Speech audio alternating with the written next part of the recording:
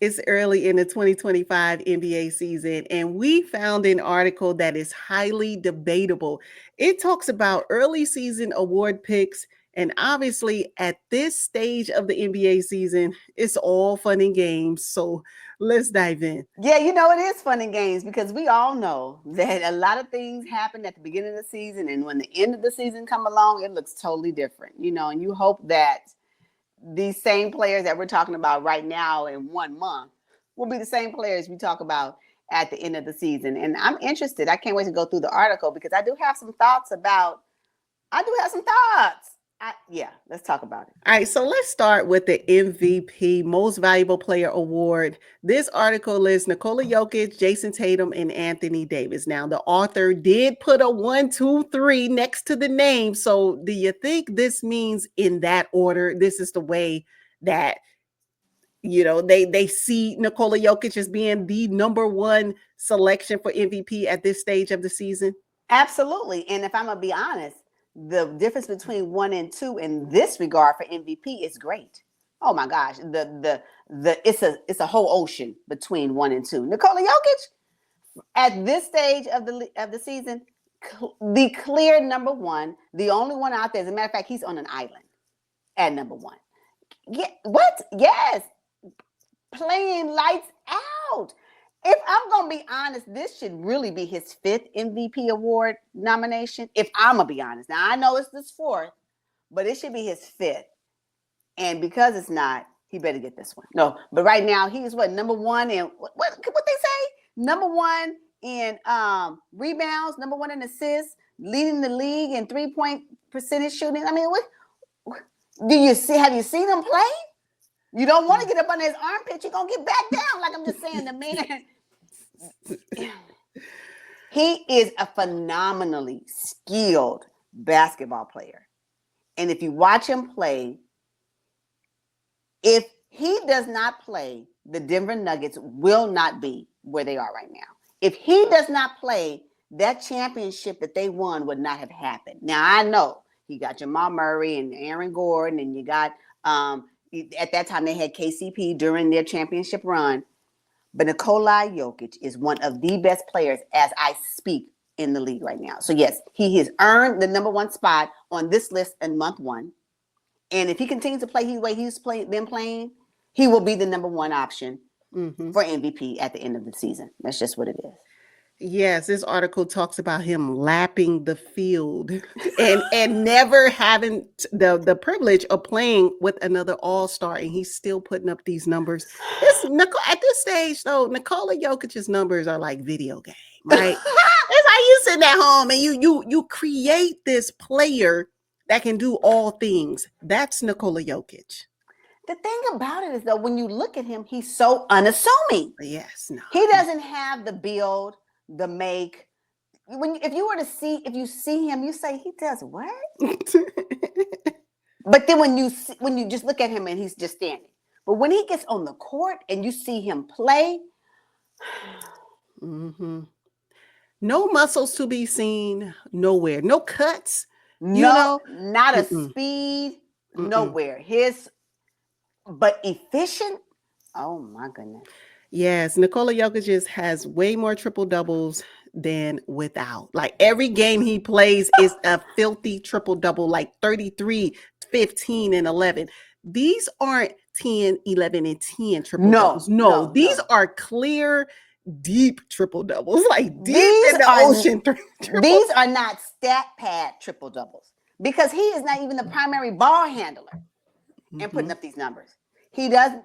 The teams don't get out of the way to make sure he gets the points. His teammates are not ensuring that he has the ball at the end of regulation to make sure he get that last. He crosses over 9. This is not what this is. Not what this is. He will be triple double in the third quarter, and then so the points, rebound number 13, 14, or assist number 12, 13 is happening in the fourth quarter. It ain't even stat padding. This is not even a stat pad type of accomplishments for Nikola Jokic. He gets it, natural form of the play, natural way of the game, and he does it the right way. Why wouldn't he be MVP month 1? Why wouldn't, if he continues on this trajectory, be MVP at the end of the year, earning his 4th one? Why wouldn't he? Why he can't? Yeah, yeah, you're right. So let's move to Jason Tatum. Now, this Cute. article says he was the best player on the championship team. I'm sorry, Jalen It was Brown not. It won was the not. MVP. He won the Eastern Conference Finals MVP and NBA Finals MVP. So not sure why this article lists Jason Tatum as the best player on that He championship was team. not. He was not. Ah, He I'm sorry. I disagree with that. He was not. Jalen Brown was. However, Jason Tatum is balling right now. So Yes. for the 2025 NBA season, Jason Tatum should be on the list for discussion of MVP and 1 month in. I 100% agree with that. I have no problem with him being on this list at number 2. But that number Yeah. 2 is not a real like right behind. No, it's way behind number 2, but number 2 nonetheless. And I have no problem with him being on the list. But no, he was not the best player in the final season. Yeah. Absolutely And not. you know what? And it also says that he has nothing left to prove. I disagree with that too. Oh, Yes, yes, he he does have does. something Yeah. to prove. He Yeah, he has to does. win that hardware as the MVP. And I don't think winning one championship seals the deal. I think you need to win multiple for Jason Tatum throughout his career. If he want to be, I don't think one and done is the trajectory that Jason Tatum is on. I think he still has a No. lot to prove. Yes, Yeah. I disagree with this article in that regard. Yeah. I disagree as well. And let's see as the season progresses where he ends up. Because if memory serves me correctly, we was questioning his ability at the last at the end of last season, or whether or not he was going is he still the number 1 in Boston. If I can recall correctly, we was questioning his game then, right? So now in the 2025 season, he has brung it. Can he keep it? Is what I'm saying. So let's measure him at the end of the season to see if we feel the same way about him this year as we did last year at the last year's end of the season, because that discussion was totally different then. So for him, this article writer to say that he was one of the best players, no, he wasn't, because nobody was saying that. Like what? No one was saying that at all. So All yeah, right, so Anthony Davis is listed comfortably at number 3 here. cute. That's cute. Yeah, I don't think he has as much talent on his roster as Nikola Jokic or Jason Tatum. Ooh. So I think, to be listed right now as the MVP, it's cute right now. I mean, it's okay. It's 1 month in. I don't think Anthony Davis will win MVP.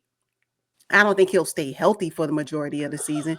But I I respect the fact that he's on this list. He is having a really good season, but he's just not on the same level right now as Nikola Jokic or Jason Tatum. And I think that their teams are much better than the Los Angeles Lakers. Yep, I agree. All right. I have nothing else to add on that one. Yes. Okay. So defensive player of the year, looking at Victor Wembanyama, Dyson Daniels, and OG Anunoby. Thoughts? I'm indifferent at this point about Defensive Player of the Year. I need more data. It's not enough for me.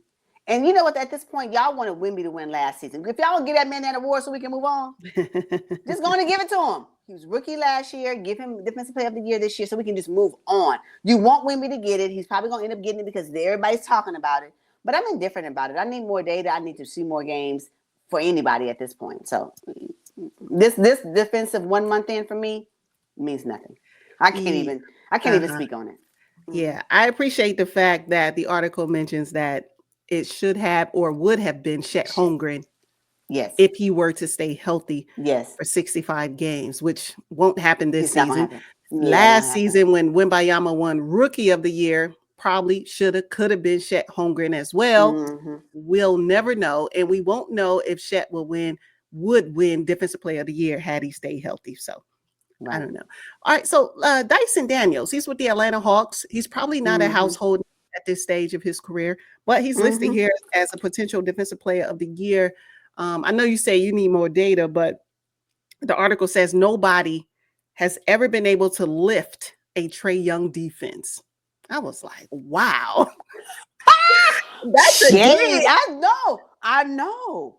That is a dig. I'm sorry. I read that too. I said, "Oh, that's more on Trae Young than anybody else." Exactly. Happy to see OG Anunoby on this list for Defensive Player of the Year. He's done phenomenal things for the New York Knicks this year.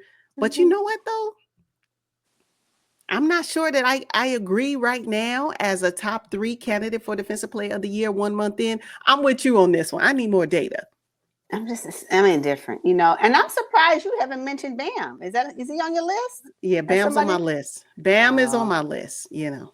He's somebody that I would definitely add. if you had to add him right now, where would he stand? Where would he be? Bam Adebayo, Uh-huh. number um number 3, pushing number Oh, 2 for defensive okay. player of the year. He Okay. deserves it. Yeah. Okay. Yeah. I'm indifferent. So defensive player of the year, talk to me after All-Star break. Then maybe I'll have something to say. But right now, Okay, so next up is Rookie of the Year, Jared McCain of the Philadelphia 76ers, Zach Edey with the Memphis Grizzlies, and Dalton Knecht with the LA Lakers. Thoughts on this?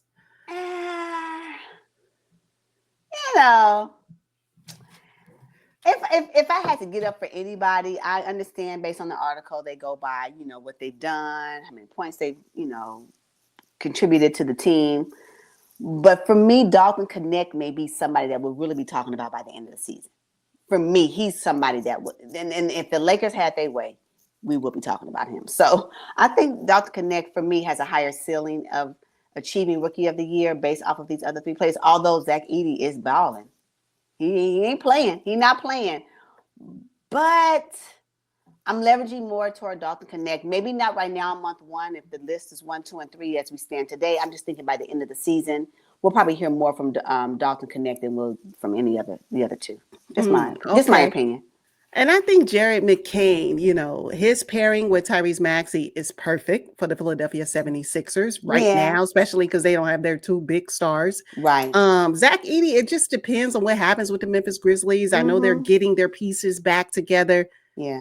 But he does get into a lot of foul trouble. But Dalton Knecht, Lakers came up when they selected him. Oh, yes, they did. Oh, yes, they did. Yes, they did actually. So and my point is this: if you think about McCain, right now he's on the list because of the turmoil that's happening with the Sixers. Yeah. If that ever levels out, will he have as many opportunities as he has right now? No. That is why I'm saying by the end of the season, I believe that Dalton Knecht will continue to have more opportunities to showcase his ability as a Rookie of the Year than McCain. So, I agree. Yes, yes. Because JJ Redick has made him a part of the rotation. Yes. Know? Yes. And now that he's showing this early on the list, you don't think that Coach JJ Redick and the Lakers front office is going to make sure that he stays top of mind for people? That's how the Lakers operate, the entertainment capital. That's what they do. So, I say Dr. Knecht, we'll be talking about him as probably number 1 Rookie of the Year by the end of the season. Okay. I can get on board with that. Most improved player. Whoa, the Orlando Magic's Franz Wagner, Norman Powell, and Ty Jerome.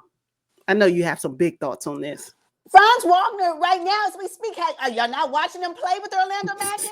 Have you not seen how he stepped in and put the team on his back while Banchero was out? Absolutely, number 1 absolutely. 100%. I agree with the article. I agree with him being number 1. And if they was giving out the award today, he would most definitely be the one to win. No further comments. However, I do think that there is some honorable mentions that may show up later in the season if they continue to play the way they play. Christian Brown is another one. And he may still be new to the league, but him with the Nuggets, he's a nice piece. Mm-hmm. Nice piece. And Jalen Williams from OKC. Y'all. When we talk about now number 2 option, now he's being talked about as being a potential all-star. Yeah. Most improved player. If you've watched him play as well, he is doing the thing in OKC. So I have those 2 as some players that I'm going to be looking at as the season progresses to see if they are continuously improving their game. And can they be on the list for a most improved player? Because, but right now, Franz Wagner, got it hands down. Hands down. Okay, so let's move to 6th man of the year, Peyton Pritchard. Oh, my goodness. Yeah. Buddy Hield and why am I seeing Ty Jerome for a 6th man and most improved player? I mean, is it possible that he could win both at this stage of the career, at this stage of the season? Peyton Pritchard, hands down. Peyton Pritchard.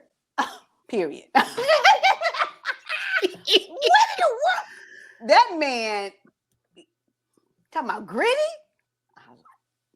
I like him. But again, he's such a great compliment to what the Celtics have in their whole scheme. He get low, and when he goes into the game, I'm like, oh, y'all can sit down and you guys can rest. You know, go ahead on and take a break. Jason said to take a break, no problem. Pritchard got it. Pritchard got it. He has helped the Boston Celtics weather the storm without Porzingis. I mean, when you talk about the 3-point shooting that the Boston Celtics do every single game, Peyton fits right into that. It's unbelievable. Sometimes he'll go 11 for 13. Like he is a laser. He is a laser. Yes. And he's not bad on defense either. And it's so funny because how can he be such a force when him and Porzingis play two different roles?